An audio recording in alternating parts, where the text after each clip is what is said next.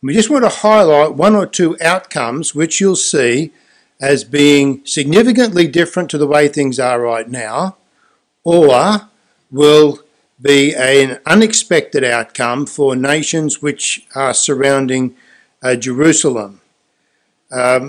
So in chapter 12 of Zechariah verse 2, behold, I will make Jerusalem a cup of trembling unto all the people round about when they shall be in the siege, both against Judah and against Jerusalem. So this prophesies a future siege of Judah and Jerusalem. So someone, some nation, some power is going to come against Jerusalem, and it will be as when you hold a cup and you tremble. It will be a very unstable, unsettling experience. Jerusalem will be a burdensome stone, verse 3. All that burden themselves with it shall be cut in pieces. So what does this tell us about the invading army, the besieging army? It will be cut to pieces in what they are trying to do. Verse 6, in that day will I make the governors of Judah like a hearth of fire among the wood. What does a hearth of fire do in a forest? It causes enormous widespread destruction. Verse 7, while there is this events, or these events that are causing destruction upon those that come against Jerusalem, verse 7 says, the Lord, so the God in heaven, also shall save the tents of Judah first. So this prophecy tells us that God is going to be involved. Verse 8, in that day shall the Lord defend the inhabitants of Jerusalem. And he that is feeble in that day shall be as David.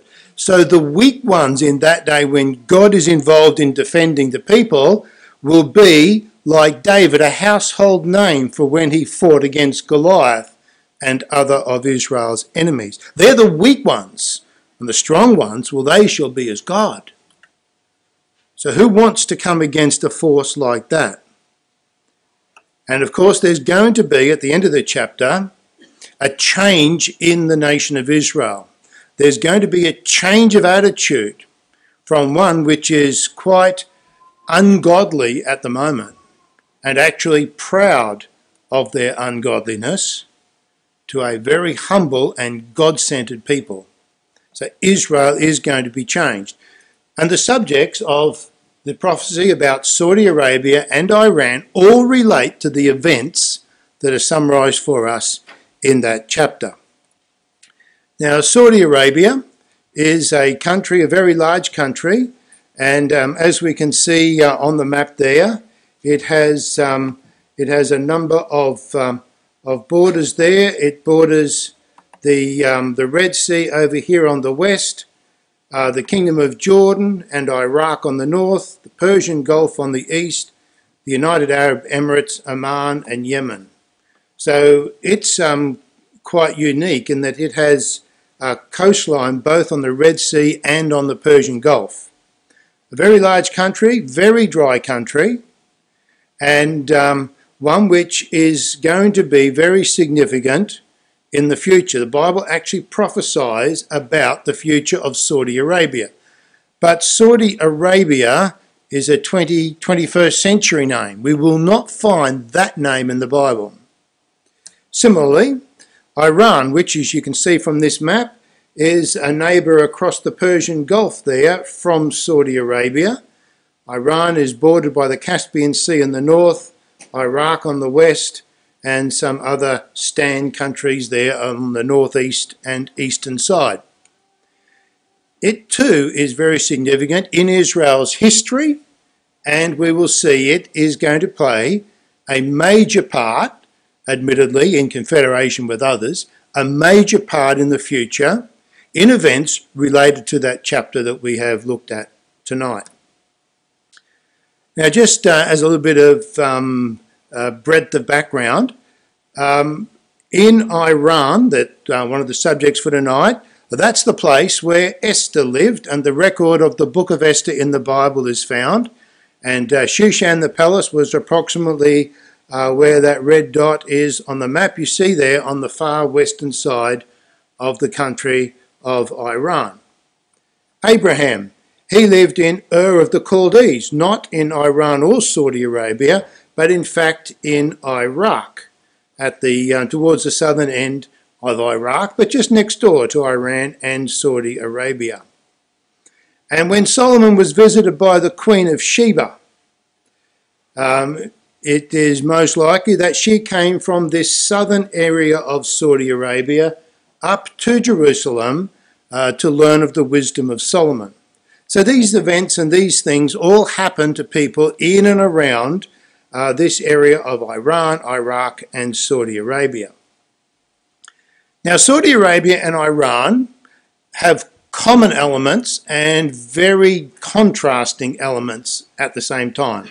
They are both countries with a Muslim as the state religion, and they both have a very poor record of providing freedom of speech and religion and many other freedoms to the people that live in those countries. However, as you can see from these extracts from Wikipedia, that Saudi Arabia is a kingdom. It's an Islamic theocratic monarchy. So that means there's religion is a very large part of it. That's the theo part. Religion is a very large part of the way in which that country is ruled. And you see in which Sunni Islam is the official state religion. So they are largely a Sunni Islamic country, whereas Iran, on the other hand, it's more Shiite. They associate themselves with the Shia branch of Islam. So both Islamic, but opposite extremes of the Islamic faith. And that's not the only contrast between those two countries. The future of those two countries, or the futures of those two countries, are in absolute contrast with one another. And we'll have a look at that in the Bible. Now, Saudi Arabia in Bible prophecy. We don't look for the term Saudi Arabia in the Bible, but we're going to find that it's related to the areas mentioned there. We see Arabia in the middle, but we see Kedar circled there on the map. This map is from the Oxford University Press Bible Maps, and there's one or two others from that source as well. But this is the area of Saudi Arabia mentioned by a number of names, one of which is Kedar in the Bible. So we do need to spend a little bit of time looking at the background to Saudi Arabia and the background to Iran, so that when we come to look at half a dozen or so quotations at the end of our presentation, you will see how this all starts to make sense. You can see why these things are going to head in the direction that they will. If you can come with me to Genesis chapter 16 and verse 3, we have there a record of one part of the life of Abraham and his wife Sarah. They weren't able to have children, as verse 1 tells us, and somewhat in harmony with the custom of the day. Verse 2 of Genesis 16 says, "And Sarai said unto Abram, Behold now, the Lord hath restrained me from bearing. I pray thee, go in unto my maid. It may be that I may obtain children by her." And so Abram and Sarah got together, and they worked out this way by which they could expand their family. Anyway, the result in verse 3 was that Abram took Hagar, Sarah's maid, the Egyptian, after Abram dwelt 10 years in the land of Canaan, and Sarai gave her to her husband Abram to be his wife. In verses 10 and 11, we catch up there with the outcome after Sarai has a son, and the relationship between Hagar and Sarai changed, and as a result there was some disquiet in the family. The end result, picking up the record in verse 10, is that the angel of the Lord said unto Hagar, I will multiply thy seed exceedingly, that it shall not be numbered for multitude. So Hagar is promised by God that through her son, through her descendants, there would be a very great multitude of people. Verse 11, and the angel of the Lord said unto her, Behold, thou art with child, and shalt bear a son, and shalt call his name Ishmael, because the Lord hath heard thy affliction. So, Abram and Hagar had a son called Ishmael. Now, moving on to the next chapter in Genesis, chapter 17 and verse 19, we'll just pick up the record in verse 18. And Abram said unto God, O that Ishmael might live before thee. So here is the son that was the first son born in the family, and it was Abram's wish that Ishmael might live before God, but he was not interested really in his father's God. And God said, Sarah thy wife shall bear thee a son indeed, and thou shalt call his name Isaac, and I will establish my covenant with him for an everlasting covenant, and with his seed after him. So, there's going to be now the firstborn son to Abram and Sarah, born about 12 or 13 years after Ishmael. So Ishmael is the oldest, born of the handmaid Hagar. And because Ishmael was Abram's son, there was a promise from God in relation to him. But it was not going to be the most important promise. You see, God made promises to Abraham. And then God made promises in relation to Abraham's sons. But the one to Isaac in verse 19 is different. It is superior to the other promises. And it says there in the middle of verse 19, I will establish my covenant with him for an everlasting covenant, and with his seed after him. That was special. But there were promises for other children of Abram. Verse 20, and as for Ishmael, I have heard thee, behold, I, God, have blessed him, and will make him fruitful, and will multiply him exceedingly. 12 princes shall he beget, and I will make him a great nation. So God was going to be involved in both of these children. There was going to be a blessing for both of them, but the special blessing was for Isaac. And in Genesis chapter 21, verses 12 and 13. So this is when Ishmael was found to be mocking Isaac, and God said in Genesis 21 verse 12, God said to Abram, let it not be grievous in thy sight because of the lad, and because of thy bondwoman, and all that Sarah hath said unto thee, hearken unto her, for in Isaac shall thy seed be called. So Sarah's suggestion was that Hagar and Ishmael be expelled from the family and kept away from this special son, Isaac. Verse 13, and also the son of the bondwoman will I make a nation, because he is thy seed. And so we see here that a critical element is that the seed born to Abraham, his children, would be blessed by God, with the special blessing, of course, on Isaac and then on his son, Jacob, whose name was changed to Israel. And over in Genesis chapter 25, verses 12 to 15, we read there, this is now the genealogy of Ishmael. And this is where we start to see the names appearing that are on the ancient maps relating to people that are relevant in the 21st century. So we need to see how this fits together. Genesis 25, start of verse 11. It came to pass after the death of Abram that God blessed his son Isaac. We expected that based upon what we've read before. And Isaac dwelt by the well Lahairoi. Now these are the generations of Ishmael, Abram's son, whom Hagar the Egyptian, Sarah's handmaid, bare unto him. And these are the names of the sons of Ishmael by their names according to their generations. The firstborn of Ishmael, Nebajoth. And notice this, Kedar.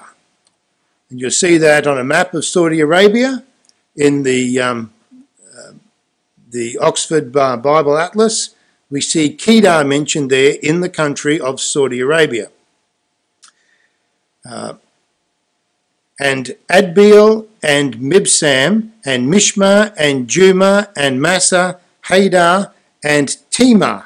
And Timah also is mentioned there in Saudi Arabia. So we get the idea from this that the country of Saudi Arabia is populated by descendants of Abraham through Ishmael. These are Arab people. Arab is the father of both the Jewish and the Arab peoples. There's other Abrahamic people as well. And the beginning of Genesis chapter 25 mentions, then again Abram took a wife and her name was Keturah. So after Sarah died and Ishmael and Isaac were quite grown, Abram took a wife named Keturah. And it says then, verse 2, she bare him Zimran and Jokshan and Medan and Midian and Ishbak and Shua. And Jokshan begat Sheba and Dedan. And the sons of Dedan were Asherim, etc. So, additional descendants of Abram are the Midianites and those from Sheba and Dedan, once again on the Saudi Arabian peninsula. Now, Midian, of course, is the area in the northwest of Saudi Arabia on the Gulf of Eilat, or the Gulf of Aqaba, which is the eastern tongue of the Red Sea. And this country features quite prominently in the early books of the Bible in relation to Israel. Now, when we have a look at Genesis chapter 25 verses 1 to 3, we find that Abraham is the grandfather of Sheba and Dedan. Now, there's some interesting connections here that we really need to understand, because back in Genesis 6, 7 and 8, we have the great flood in Noah's day, and at the end of that, there were only 8 people on earth, and they came out of the ark at Mount Ararat. And from there has been a spreading forth of people in tribal families and so forth. So, people who lived in one area gradually moved and moved and moved. And this is why it's a little bit tricky sometimes to keep track of these names as they appear to relate to different places. So, the anomaly we have is that in Genesis 25 verses 1 to 3, Abram is the grandfather of Sheba and Dedan. But if we go back into looking at Sheba and Dedan, go back to Genesis chapter 9, we find there, in Genesis 9 verses 6 and 7, it's actually Genesis 10 verses 6 and 7, we read in Genesis chapter 10 verses 6 and 7, the sons of Ham, Cush, and Mizraim, and Phut, and Canaan, and the sons of Cush, Seba, and Havilah, and Sabta, Raamah, and Sabteka, and the sons of Raamah, Sheba, and Dedan. So according to this genealogy, we have Ham, one of the sons of Noah, and he's the father of Cush, and Cush is the grandfather of Sheba and Dedan, just 4 generations from Ham. But Abraham is about 6 or 7 generations from Noah, and he's the grandfather of Sheba and Dedan. So we have somewhat of a mismatch in the records. And the probable answer to that is that when we look at the record here in Genesis chapter 10, it's not a complete genealogy. You see in verse 7 it says, the sons of Cush, Seba, etc., and the sons of Raamah, Sheba and Dedan, and Cush begat Nimrod. And so the record is a genealogy, but not a complete genealogy, because the record was going to go on with the record of Nimrod and what he was like, because he was quite a significant representative person, well, a real person, He was a representative person of that time. And so it's showing that there is a genealogical link between Ham and Cush and Sheba and Dedan, whereas Genesis 25 shows that Sheba and Dedan were from Abraham. And the probable solution is that not all generations are listed here in Genesis 10, but that Keturah was a descendant of Ham. And so Keturah meant that Sheba and Dedan were descended from Ham and Cush, and Abraham meant that he was the great-grandfather of Sheba and Dedan. So most likely Keturah was a very dark-skinned woman. And so by Abraham, who was in the line of Shem, and Keturah, who was probably in the line of Ham, so Sheba and Dedan come from there. Now, the reason we mention this is because verse 6 of Genesis 10 says that Cush was the son of Ham. Now, Cush is quite an important figure in the Bible. And authorities agree that Cush is otherwise known as Ethiopia, and my suggestion is that Keturah was an Ethiopian. Now, we know Ethiopia today as being below Egypt and Sudan in the African continent. Not always been the case. Ethiopia was originally much further north, but that name has now come to be applied to that area in Egypt.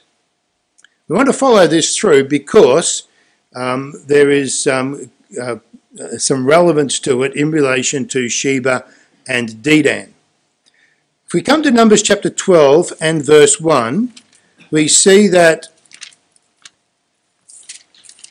Moses is accused of his brother and sister in relation to his choice of a wife.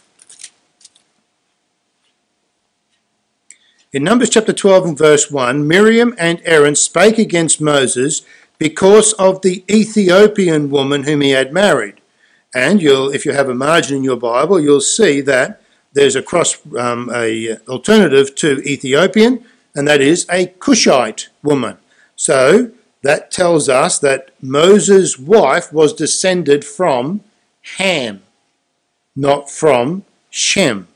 Ham being one of the other sons of Noah. So Moses' wife was an Ethiopian, and he married her when he went to Midian. So just come back to Exodus chapter 3 and verse 1.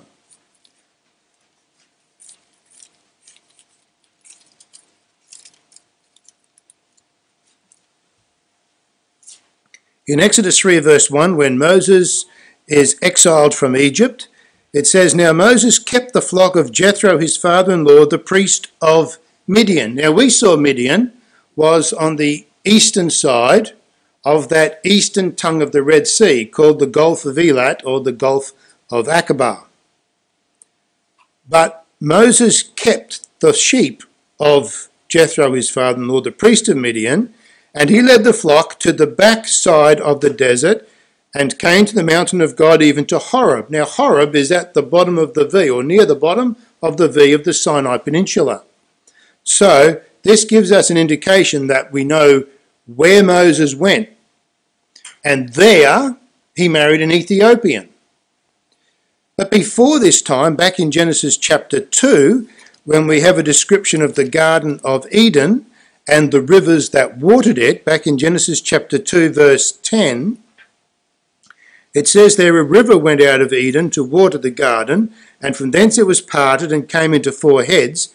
The name of the first is Pison, that is it which compassed the whole land of Havilah, where there is gold. And verse 13, the name of the second is Gihon, the same is it that compasseth the whole land of Ethiopia. And we get the idea from the next verse, the river Hiddekel, that is it which goeth toward the east of Assyria, or as your margin says, that goeth eastward to Assyria. So this area obviously is west of Assyria. And Assyria is in the area of Iraq. So what this tells us is that originally Ethiopia was up there in that area west of Assyria, west of Iraq, and it seems that it moved down in the time of Moses around the area of Midian, and subsequently, by some little while ago, Ethiopia is now found down in the African continent. So, the point is that these countries, there's descendants of Abraham found, identified with these people. And we have already seen that God has promised that Abraham's descendants would be blessed.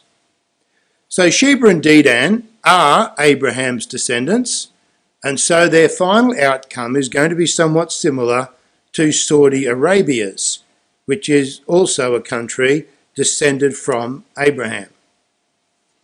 There's going to be some blessing attached to those countries. By contrast, Persia is not going to be blessed. But what's Persia's history? Let's just pause the Saudi Arabian consideration for now and look at Persia. If we come in our Bibles to 2 Chronicles chapter 36, it's about 8 books into the Bible, just before, a couple of books before Psalms. 2 Chronicles chapter 36 is the first record in our Bibles of the kingdom of Persia, or at least of the name Persia.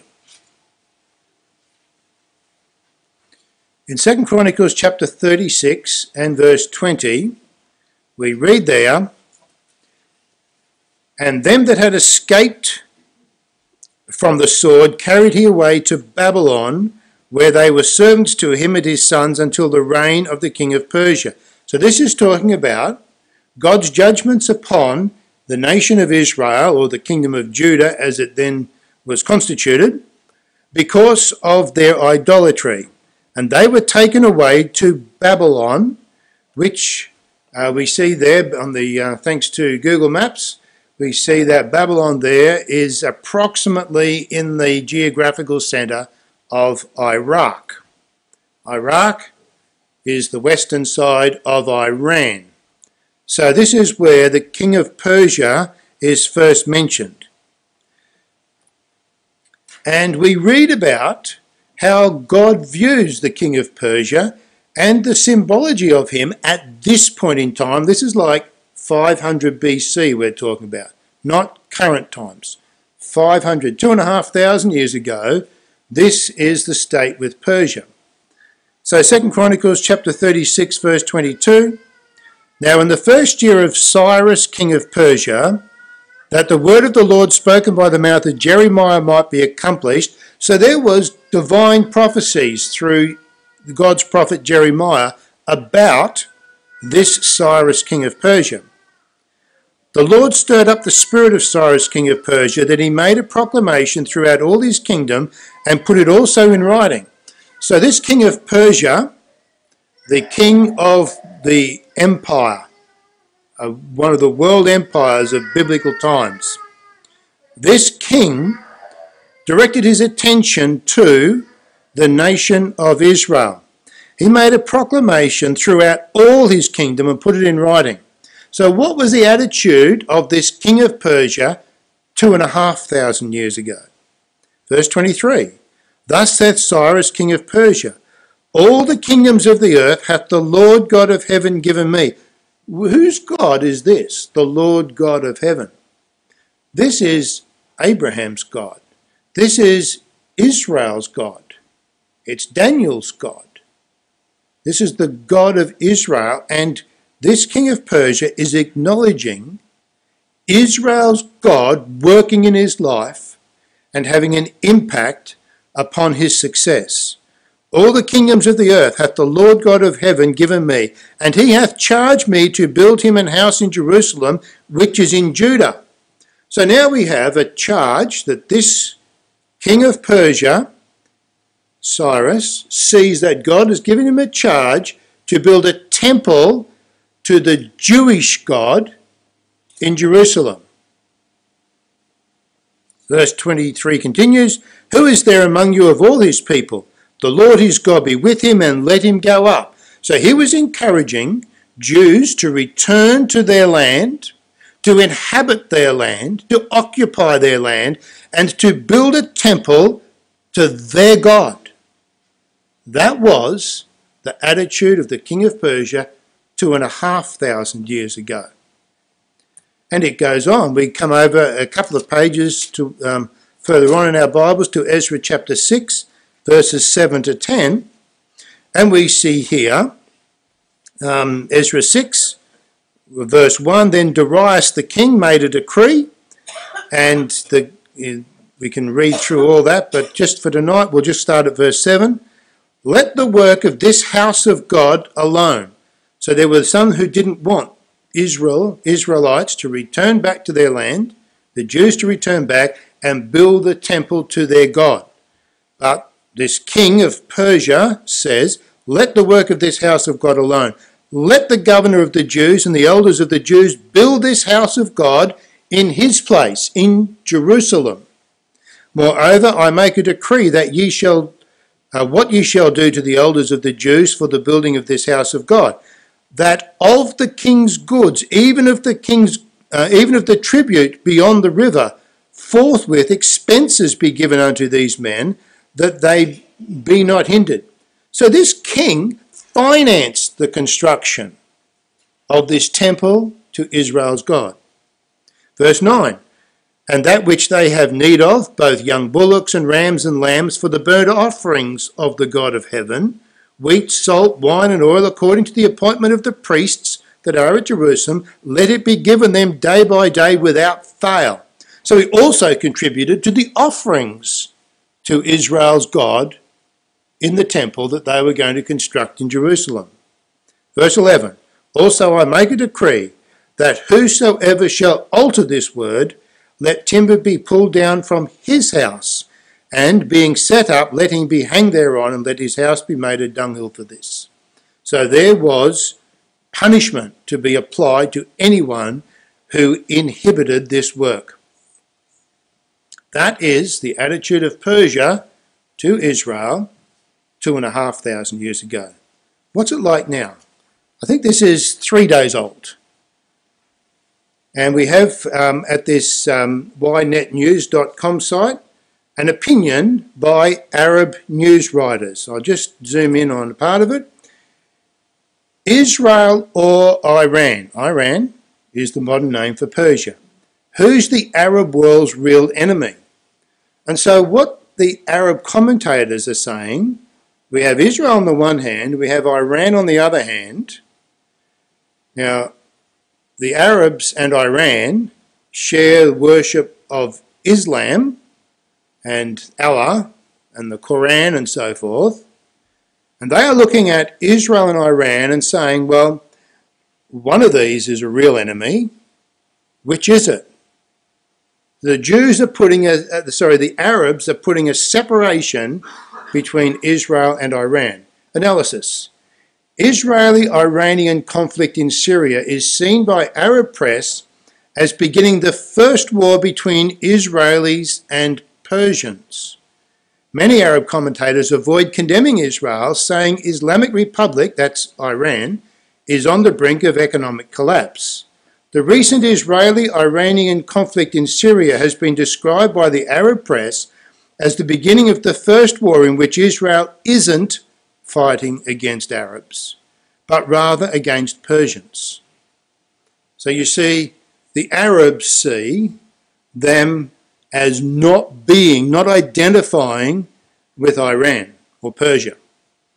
They see a difference. And they're not so sure that Israel is really their enemy. It used to be, and there's still some rhetoric about that. There's a shift in their views. So as far as the Bible is concerned, there are very clear instructions as to prophecy about Persia. And they are found in passages like Ezekiel chapter 38. And I guess this is the classic passage and hence requires the minimum amount of explanation for us. So we will just look at some of the verses here in Ezekiel chapter 38. Ezekiel 38 describes a confederacy a northern confederacy, a Russian-European confederacy that is going to come against the land of Israel in the future. It's from the uttermost parts of the north, and there are countries with that form part of this confederacy. So we'll just read from verse 3. Thus saith the Lord God, behold, I am against thee, O Gog, the chief prince of Meshech and Tubal, which are European countries. I will turn thee back and put hooks in thy jaws, and will bring thee forth and all thine army, horses and horsemen, all of them, clothed with all sorts of armour, even a great company with bucklers and shields, all of them handling swords. So there's this great confederacy that's going to approach from the north. Who's with them? Verse 5. Persia is with this confederacy. So the fate of this confederacy is going to be shared with Persia. We have Persia, Ethiopia and Libya with them, all of them with shield and helmet, Gomer and all his bands, the house of Togarmah of the north quarters and all his bands, and many people with thee. An enormous northern confederacy is going to come down. And what's this confederacy going to do? Verse 8. After many days, from Ezekiel's time, thou shalt be visited. In the latter years thou shalt come into the land that is brought back from the sword, and is gathered out of many people against the mountains of Israel. So we see the target of this confederacy. We have a list of nations, some of whom we recognise today. The important one for tonight is Persia. Persia and a whole confederacy is going to come down against Israel, verse 8 says. And Israel, which has always been waste, but is brought forth out of the nations, and they shall dwell safely, all of them. Now, we've just celebrated the 70th anniversary of the state of Israel in its rebirth. This prophecy could not have been fulfilled earlier than 70 years ago. So this is in our own recent history, and nothing about this prophecy fits any of our recent history. This prophecy is still somewhere in the future. It's in the latter days. So this confederacy is going to come down against Israel. And what's going to happen? Verse 16. Thou shalt come up against my people Israel as a cloud to cover the land. It shall be in the latter days, and I will bring thee against my land. So God's saying, it's not a question of whether the Jews own the land, or the Palestinians own the land, or anyone else has the right to say who goes where in the land. God has said, in the latter days I will bring thee against my land, that the heathen or the nations may know when I shall be sanctified in thee, O Gog, before their eyes. Now we've seen that 2,500 years ago, God was sanctified in the eyes of the Persians at that time. But now they worship Allah, and very severe consequences if you say anything that is considered to be blasphemous against Allah.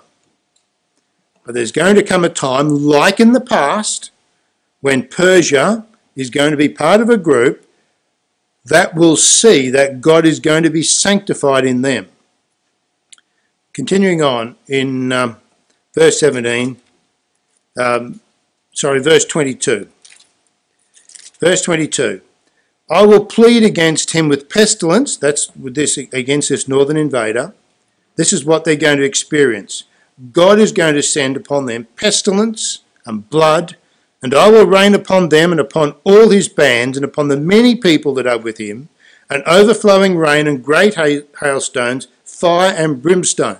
So, because Persia is part of this confederacy, this is what God is going to do to the power of Persia in the future. Verse 23, thus will I magnify myself and sanctify myself, and I will be known in the eyes of many nations, and they shall know that I am the Lord, something which nations do not generally recognize today.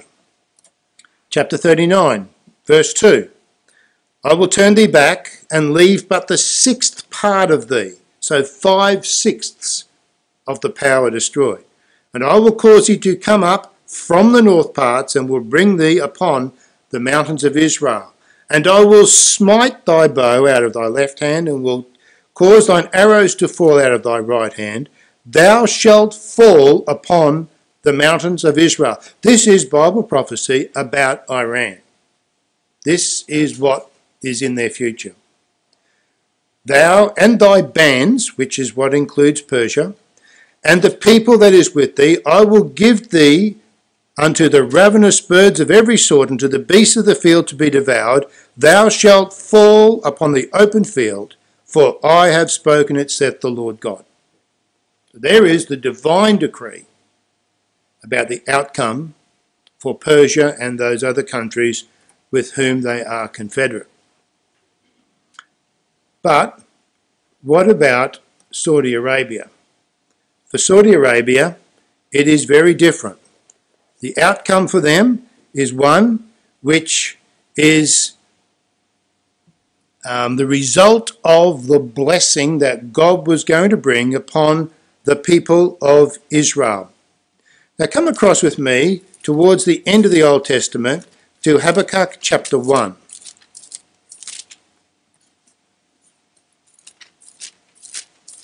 It's about 4 little books in from the end of the Old Testament.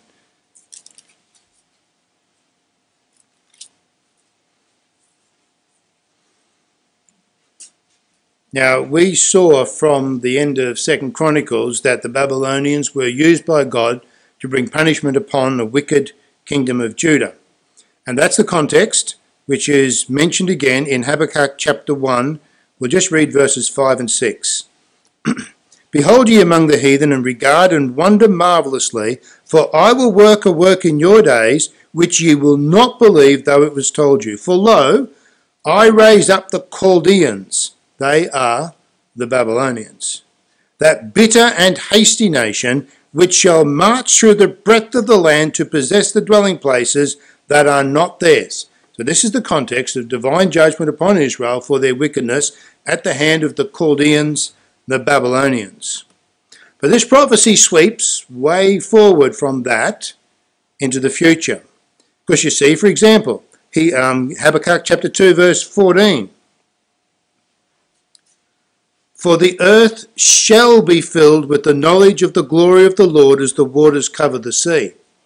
So God has a purpose with this earth, and from those times in the past when Babylon brought judgment upon God's wicked people, Habakkuk sweeps forward to the time when God's purpose of filling the earth with his glory and people knowing about that will be fulfilled. So we've moved from the past right forward into the future. And so in Habakkuk chapter 3, we have a psalm of Habakkuk. It's called in verse 1, a prayer of Habakkuk the prophet upon Shigionoth. O Lord, I have heard thy speech and I was afraid. Lord, revive thy work in the midst of the years. In the midst of the years make known, in wrath remember mercy.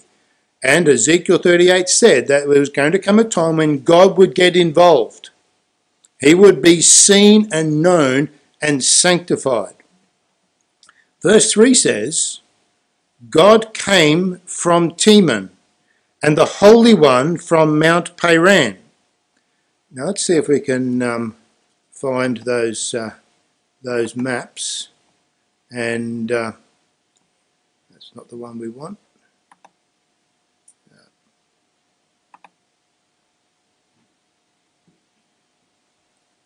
So, Teman, you will see here on the map the area of Petra or Selah. A little bit uncertain as to the exact location, so there's a question mark after it.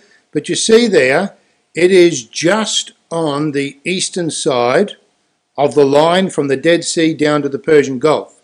It's just into the Kingdom of Jordan today. That's Teman. So Habakkuk 3 verse 3 tells us about God coming from there and the Holy One from Mount Paran. Now Paran, the wilderness of Paran, which includes the mountain of Paran, is over here further to the west and to the south. Now if we add to this, come back to Psalm 68. I'm sorry, I did have some of these things on PowerPoint slides and now they're not. So we'll have to look them up. Psalm 68, verse 17.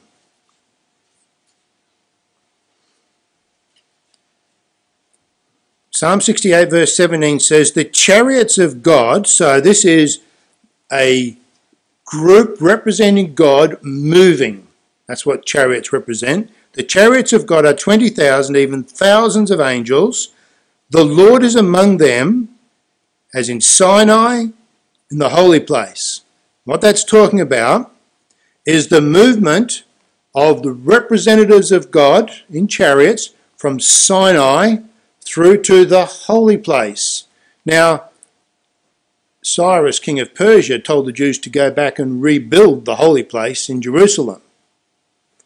So when we put together the message from Psalm 68 and Habakkuk 3, we see that there is going to be this embodiment of God's power travelling from Sinai through Paran, through Teman, up to Jerusalem. There's this movement of this divine force that's going to go through that area.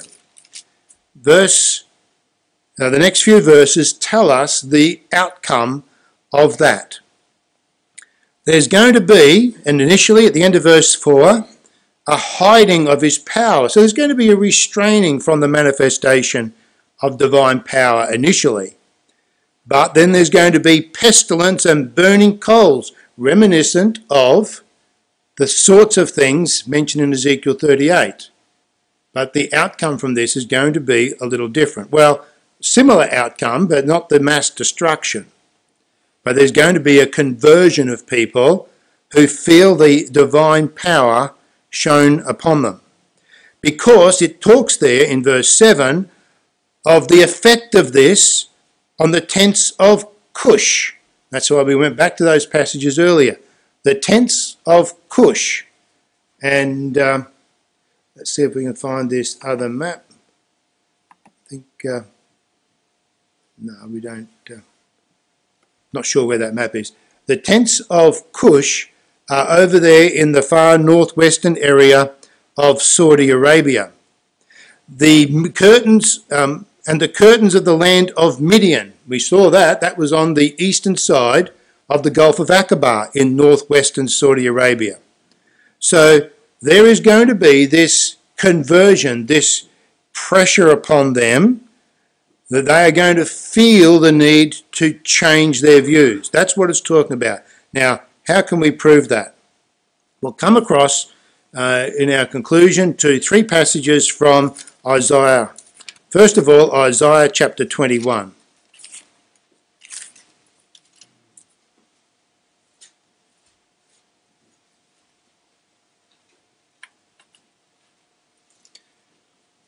Isaiah chapter 21 talks about burdens, divine burdens. In other words, divine judgments, a burden that people have to carry.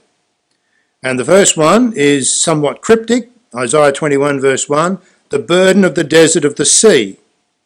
But in verse 11, for example, we have the burden of Juma. We're particularly interested in verse 13, where it says the burden upon Arabia. So this is going to be God being involved with Arabia, Saudi Arabia. This is what's going to happen in the future. In the forest in Arabia shall ye lodge, O ye travelling companies of Dedan. Remember Sheba and Dedan. It's all in this Arabian area. The inhabitants of the land of Timar. And we saw that on one of the maps. That's one of the towns there. In fact, it's on this map that we have here, Timar. Once again, in Arabia, it's clearly identified the area. The inhabitants of the land of Timar brought water to him that was thirsty. They prevented or assisted with their bread him that fled. So these people are going to be succourers. They're going to help others, provide them with bread and water. For they fled from the swords, from the drawn sword, and from the bent bow, and from the grievousness of war. Over to Isaiah chapter 60. In Isaiah chapter 60 and verses 6 and 7.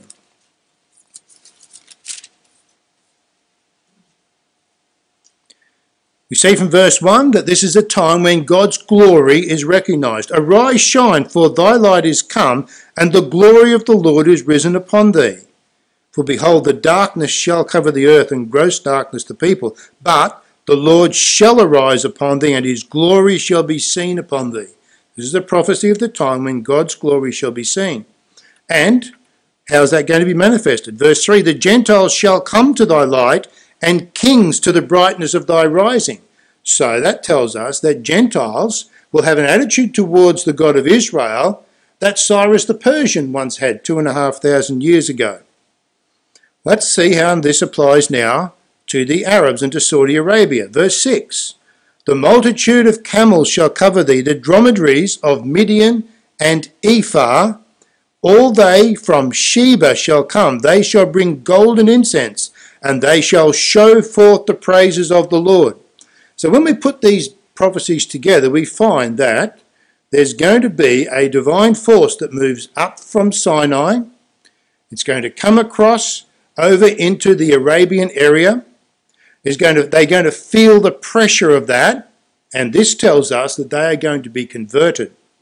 And they are going to bring, verse 7, all the flocks of Kedar shall be gathered together unto thee. The rams of Nebaioth shall minister unto thee. They shall come up with acceptance on mine altar, and I will glorify the house of my glory. So the Arab people are going to be converted back to worshipping the God of Israel, similarly to Cyrus the Persian so long ago. Persia itself, though, is going to suffer, as we saw from Ezekiel 38. But the Arab people, the Saudi Arabians and other Arab countries we see, are going to be converted to worship the God of Israel. And back in Isaiah 42, verses 11 and 12.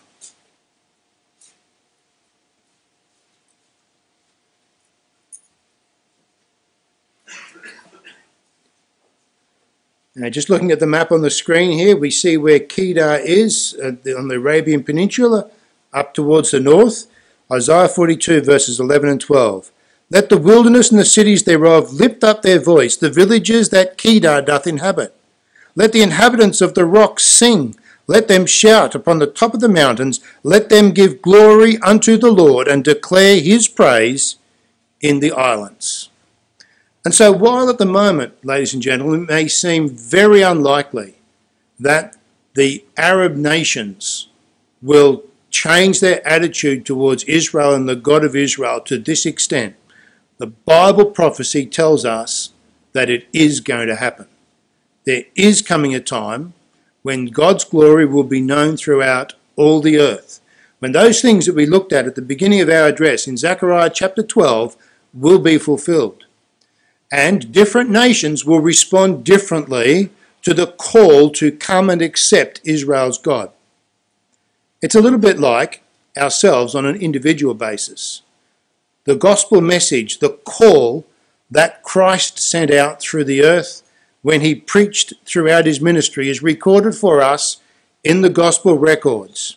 And how those principles need to be worked out in our lives as followers of Christ are shown for us in the book of Acts and the epistles of Paul. It's up to us to choose which outcome from all this we want. Whether we want the blessings of God and to be involved in the praise of Israel's God and the benefits that come from that, or whether we want to suffer a somewhat related fate to the kingdom of Iran, which we know is going to be demolished in the land of Israel. So we have a choice to make now, ladies and gentlemen. Are we going to accept the message of the Bible and the hope of salvation that it brings with it? Or are we going to defy the God of Israel and to reap the results of that?